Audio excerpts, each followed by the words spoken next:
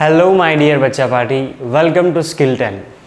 तो बेटा स्टैंडर्ड 7 के अंदर अब हम जो इंग्लिश स्पीकिंग की जर्नी शुरू करने वाले हैं, इसमें हम क्या करेंगे कि बहुत सारे हमारे जो लाइफ में डेली लाइफ सेंटेंसेस है जो यूज़ करते हैं, हम उन्हीं को हम लेंगे और कुछ ऐसे एग्जांपल्स लेंगे कि जो हमें यूज़ करने हैं। ठीक है, उस हिसाब से हम अपनी जो इंग्लिश स्पीकिंग है उसे अच्छा बनाने वाले हैं। तो आज का जो हमारा सेशन होने वाला है वो है हमारे क्लासरूम लैंग्वेज पे। ठीक है, तो शुरुआत करते हैं हमारे आज के लेक्चर की। मैं हूं आपका द्रुमल सर। तो आज का जो हमारा टॉपिक है दैट इज़ क्लासरूम लैंग्वेज। अब क्लासरूम लैंग्वेज आइडियाज़ कह सकते हैं इसको। इससे मेरा मीनिंग ये है कि जब आप क्लास में हो, टीचर्स के साथ, अपने फ्रेंड्स के साथ कैसे बात करते हैं। जनरली हम अपनी नेटिव लैंग्वेज में बात किया करते हैं। कई स्कूल में ऐसा कंपलसरी होता है कि आपको इंग्लिश में बोलना ही है, लेकिन 100% student are not able to speak in English. तो कुछ ऐसे सेंटेंसेस हम से वहाँ से शुरुआत कर सकते हैं। तो उन सेंटेंसेस की आज हम देखने वाले, स्टडी करने वाले हैं। अब मैं कुछ ऐसे केस सिनारियोज ऐसे लूँगा कि जहाँ पे आप हिंदी में बात करते हो और उसे हम ट्रांसलेट करेंगे इंग्लिश में। ठीक है, तो सबसे पहले हम मान लेते हैं कि एक क्लासरूम का ये सीन है। ठीक है, कई बार ऐसा होता है कि आपके मैम या सर आपको कहते हैं कि फॉर एन एग्जांपल एक मैथ्स का कोई एक न्यूमेरिकल है, वो आपको काउंट करना है बोर्ड पे आके। बहुत से बच्चे बोर्ड पे जाने के लिए डरते हैं, लेकिन कुछ ऐसे होते हैं कि जिनको कोई डर नहीं है, उनको थोड़ा कॉन्फिडेंस होता है अपने आप पे, तो कहते हैं कि क्या मैं आ सकता हूँ। मतलब वो सामने से पूछते हैं कि मुझे क्या परमिशन है वहाँ पे आने की। तो जैसे कि यहाँ पे मैम कह रहे हैं कि चलो अब बोर्ड पे कौन जाएगा, मतलब जो भी न्यूमेरिकल है वो लिखने के लिए आपकी स्कूल में भी शायद ये होता ही होगा कि बोर्ड पे आपको मैम या सर इनवाइट करते होंगे। तो फॉर एन एग्जांपल एक स्टूडेंट ऐसा कहता है कि क्या मैं जा सकता हूँ मैम, या तो क्या जा सकती हूँ मैम। ठीक है, बॉय गर्ल के हिसाब से। तो अगर आपको यही सेंटेंस इंग्लिश में बोलना है, if you want to impress your teacher you can do this, कि अगर आपको ये सेंटेंस इंग्लिश में बोलना है तो क्या करना होगा। सबसे पहले आप यहाँ पे देखिए कि क्या मैं जा सकता हूँ मैम। यहाँ पे हम परमिशन मांगते हैं। ऑब्वियसली हम क्या कहते हैं कि भाई मुझे क्या परमिशन है, will you allow me to come on to the board, मतलब बोर्ड पे आने के लिए क्या आप मुझे परमिशन देंगे। तो हमें जब भी परमिशन मांगनी होती है, whenever we want to ask for permission, जब भी परमिशन मांगनी हो कुछ चीज़ करने के लिए, तो हम दो शब्दों से हमारे क्वेश्चन की शुरुआत कर सकते हैं। एक होता है कैन और एक होता है मे। जैसे आप क्लासरूम में एंटर करते हैं तो ऑब्वियसली आप पूछते हैं कि मे आई कम इन, मे आई कम इन सर, या मे आई कम इन मैम। ओके, तो हम इन दोनों वर्ड्स का यूज़ करके इसी सेंटेंस को इंग्लिश में ट्रांसलेट करेंगे और आपको भी वही सेंटेंस यूज़ करना है। तो जैसा कहा है कि क्या मैं जा सकता हूँ मैम। ओके, तो क्या मैं, इट मीन्स कि आप एबल हो वहाँ पे जाने के लिए, या तो आपको परमिशन दी जा रही है। तो आप कैसे पूछ सकते हैं कि can I go ma'am, can I go ma'am, और पीछे क्या लगेगा, क्वेश्चन मार्क, क्योंकि ये क्वेश्चन है। ओके, अगर मे से बनाना हो तो क्या हो जाएगा, सिर्फ ये चेंज हो जाएगा। बहुत ही इजी सेंटेंस है। क्या है, बहुत ही एकदम इजी। मे आई गो मैम, आप इस तरह से उनसे पूछ सकते हो। कि अब फॉर एन एग्जाम्पल मैं ऐसा कहूँ कि मान लो आपको ये पीछे के जो दो शब्द है वो यूज़ नहीं करने, तो आप डायरेक्टली पूछ सकते हो कि भाई मैम अगर आपसे पूछे कि कौन जाएगा बोर्ड पे लिखने के लिए, तो डायरेक्टली आप ऐसा भी पूछ सकते हो कि कैन आई ओनली। ये दो वर्ड से भी वही मीनिंग निकलेगा। ओके, और मे आई का भी वही सेम होगा कि मे आई, मतलब जो मीनिंग है वो दोनों का सेम रहता है। अब थोड़ा और जान लेते हैं कि ये कैन और मे के बीच में डिफरेंस क्या है। सी, जब भी हम कोई हमारे एल्डर पर्सन जो होता है हमसे, मतलब फॉर एन एग्जांपल कोई एक ऑथोराइज्ड पर्सन हो गया, जैसे कि आपके टीचर है, ओके, देन आपके मम्मी पापा है, तो इंग्लिश में दो तरह से बातें होती है। एक होती है फॉर्मल लैंग्वेज होती है, और एक होती है इनफॉर्मल लैंग्वेज होती है। इनफॉर्मल लैंग्वेज जनरली हम फ्रेंड्स के साथ जब बात करते हैं तब हम यूज़ करते हैं, और फॉर्मल लैंग्वेज यानी कि बहुत ही थोड़ी सोफिस्टिकेटेड, थोड़ी रिस्पेक्टफुल, तो तब हम फॉर्मल लैंग्वेज का यूज़ करते हैं। तो जो मे है मतलब जो वर्ड मे है वो कब यूज़ होता है, फॉर्मल लैंग्वेज में इसे यूज़ किया जाता है कि जब आप अपने से बड़े लोगों के साथ जब आप बात करते हो। और कैन का भी यूज़ किया जाता है, ऐसा नहीं, लेकिन मे को आप यूज़ कर सकते हो for formal language and informal में आप कैन का यूज़ कर सकते हो। तो जनरली ये डिफरेंस जानना ज़रूरी है, ठीक है।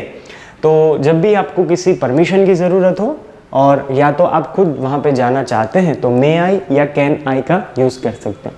ओके, अब दूसरी एक कंडीशन लेते हैं कि जिसमें आप स्कूल में जा रहे हो या तो क्लास में आपको एंटर करना है।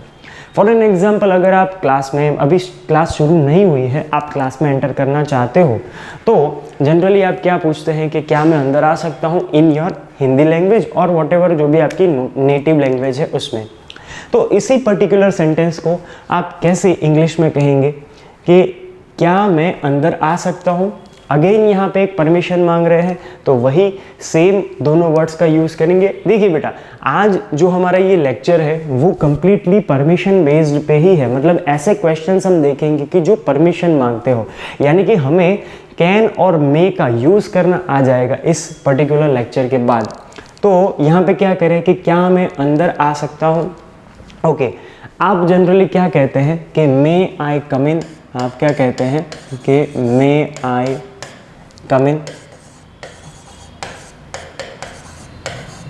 इस पर्टिकुलर सेंटेंस का यूज़ कर सकते हैं आप, ओके।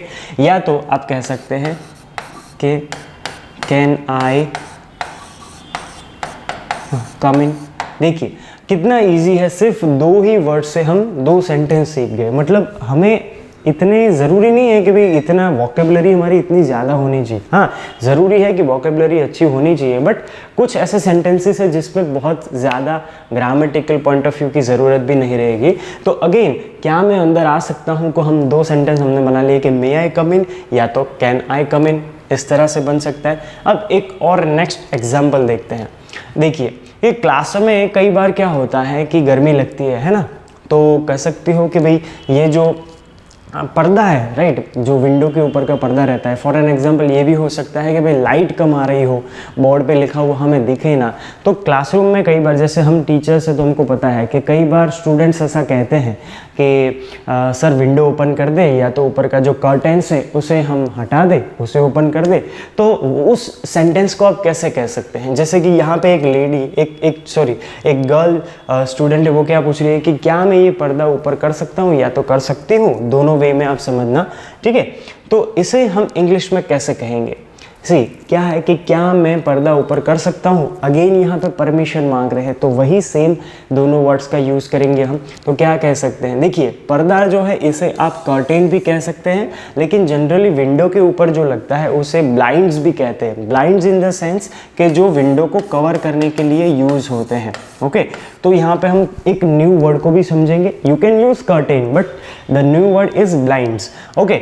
तो हम इसे क्या कह सकते हैं कि कैन आई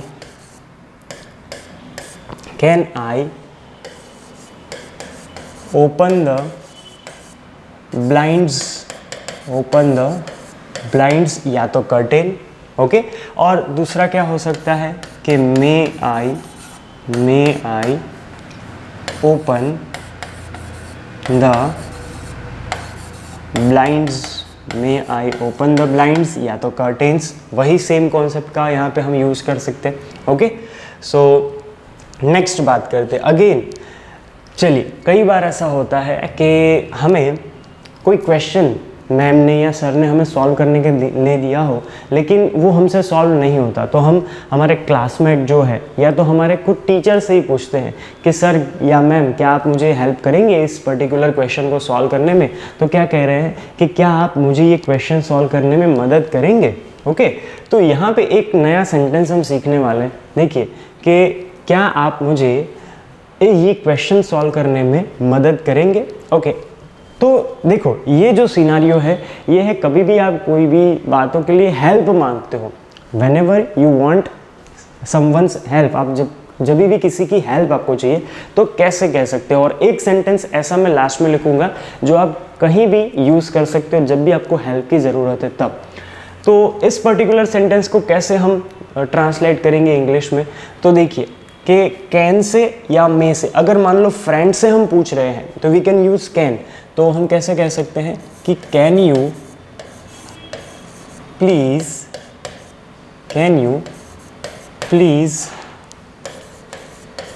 हेल्प मी। पर हेल्प की तो बट कौन सी help? Can you please help me to solve this question. Can you please help me to solve the question. And in case अगर हम अपने टीचर से बात करते हैं तो हम इस कैन की जगह क्या यूज़ करेंगे? मे का यूज़ करेंगे, बिकॉज जैसा मैंने कहा फॉर्मल एंड इनफॉर्मल। और एक सेंटेंस ऐसा है कि जो आप कभी भी कोई भी हेल्प मांगनी हो किसी से भी तो आप कह सकते हो कि I need some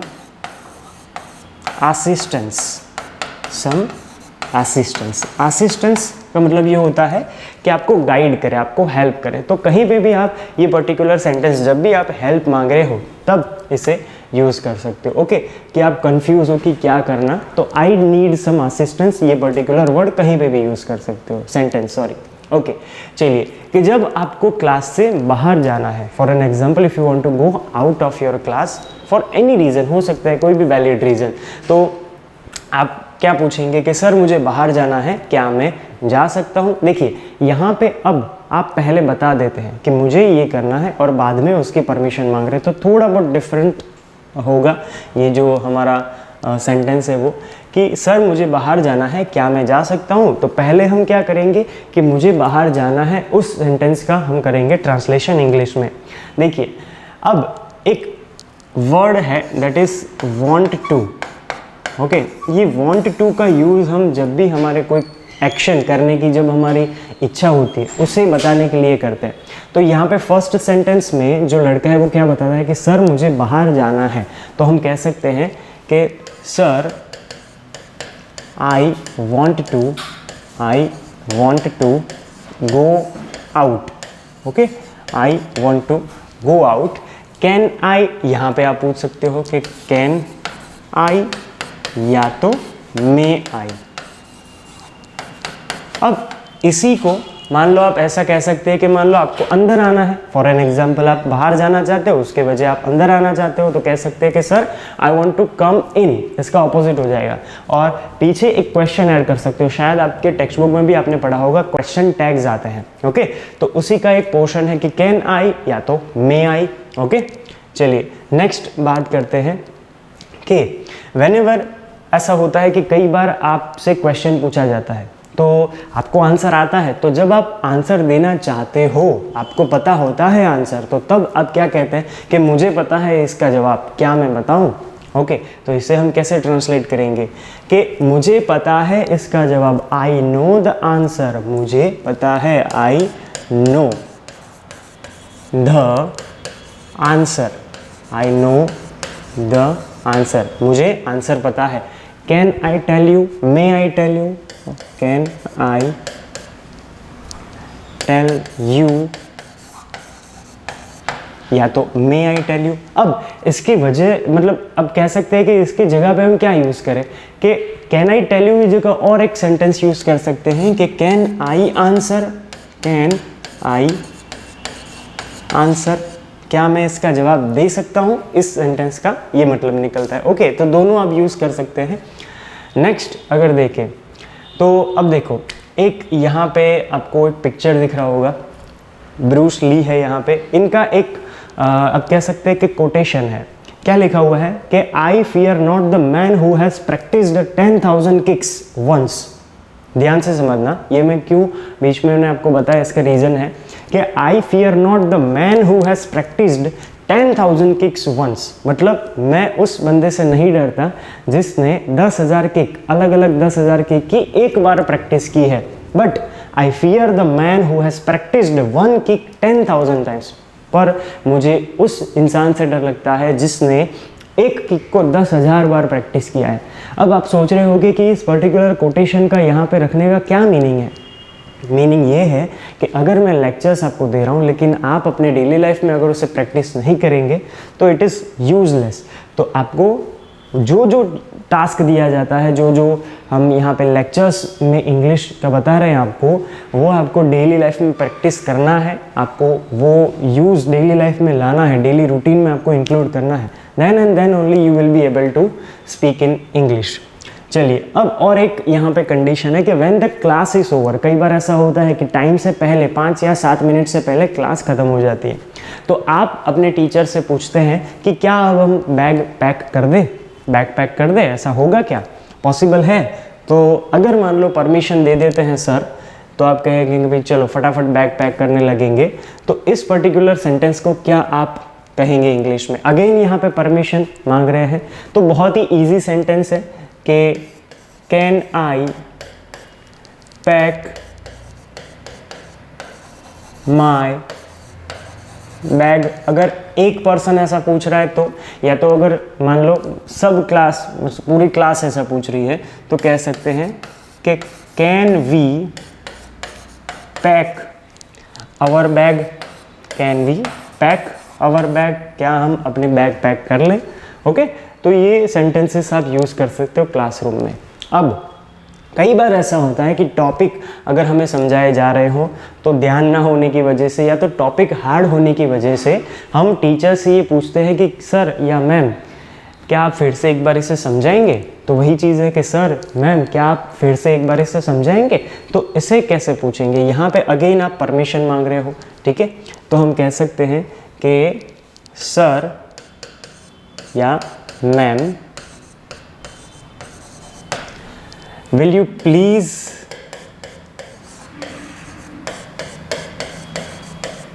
explain it again? क्या कहेंगे? explain it again, या तो once more ऐसा कह सकते हैं। ओके, will you की जगह हम यूज कर सकते हैं कि सर या ma'am can you explain it once again? Okay, मुझे समझ में नहीं आया है, can you please explain it again? Okay, please भी ऐड कर सकते हो बिकॉज यू आर रिक्वेस्टिंग। चलिए, ओके, अब मान लो टीचर ने पूरा बोर्ड भर दिया, ओके, तो कई बार आपको पता नहीं होता कि ये लिखना है कि नहीं, तो आप पूछते हो कि सर या मैम क्या हमें ये लिखना है? ओके, तो यहाँ पे एक और चीज़ मैं आपको सेंटेंस लिखने के बाद समझा रहा हूँ कि सर या मैम क्या हमें ये लिखना है, तो आप कैसे पूछेंगे? सर और मैम जो भी आप ग्रीट करो, do we have to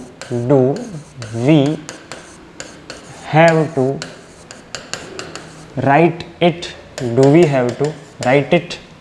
okay, ये पूछ सकते हैं। अब यहाँ पे मैंने एक आपको कहा कि ये जो वर्ड है, ये जो फ्रेज है हैव टू, इस हैव टू का यूज़ कब करना है? जब भी कोई चीज़ें कंपलसरी हो। एक हैव टू की जगह पे और आता है दैट इज़ मस्ट, एक और वर्ड है दैट इज़ मस्ट, MUST। ये दोनों वर्ड्स का यूज़ हम जब करते हैं, कोई कंडीशन कंपलसरी हो, करना ही है, ओके, हमें ये करना है, तो अगर वहाँ से आंसर मिलेगा, सर का आंसर क्या होगा कि yes you have to, okay, yes you have to. तो कंपलसरी होता है तब हम ये बताते हैं, ओके। तो बेटा अभी मैं कुछ और एग्जाम्पल्स है जो आपको टास्क ऑफ द डे में दे रहा हूँ, जिसे आपको अपनी डेली लाइफ में ट्रांसलेट करना है और यूज़ भी करना है। जैसे आप अगर मान लो क्लास में लेट आते हैं, ऐसी कंडीशन में आप अपने टीचर से क्या कहेंगे? आप ऑब्वियसली आपको गिल्टी फील होगी, आप लेट आए हैं तो कहते हैं सॉरी, पर नॉट आप सॉरी, सिर्फ सॉरी का इस्तेमाल मत करो। इस पूरे मैं हिंदी बता देता हूँ, जैसे कहोगे कि भाई सॉरी सर मैं लेट हो गया, इसके लिए मुझे माफ़ कर दीजिए। सेकंड होता है कि आप लिखा हुआ सही है या गलत वो पूछना चाहते हैं। आपने जो लिखा है, फॉर एन एग्जांपल कोई मैथ का फॉर्मूला या कोई एग्जांपल है वो लिखा, अगर वो सही या गलत वो चेक करना है तो क्या आप पूछेंगे? थर्ड है कि विंडो ओपन करना चाहते हैं, हमने कर्टेन्स ओपन किए, लेकिन अगर आप अभी विंडो ओपन करना चाहते हैं तो क्या करेंगे। एंड लास्ट है कि क्लास से बाहर जाना चाहते हैं फॉर अ पर्टिकुलर रीज़न, वहाँ पे आपको रीज़न भी मेंशन करना होगा। तो इन चारों कंडीशंस को आप ट्रांसलेट कीजिए और अपनी डेली लाइफ में यूज़ कीजिए, ठीक है। तो अभी हम मिलते हैं नेक्स्ट लेक्चर में, तब तक थैंक यू सो मच।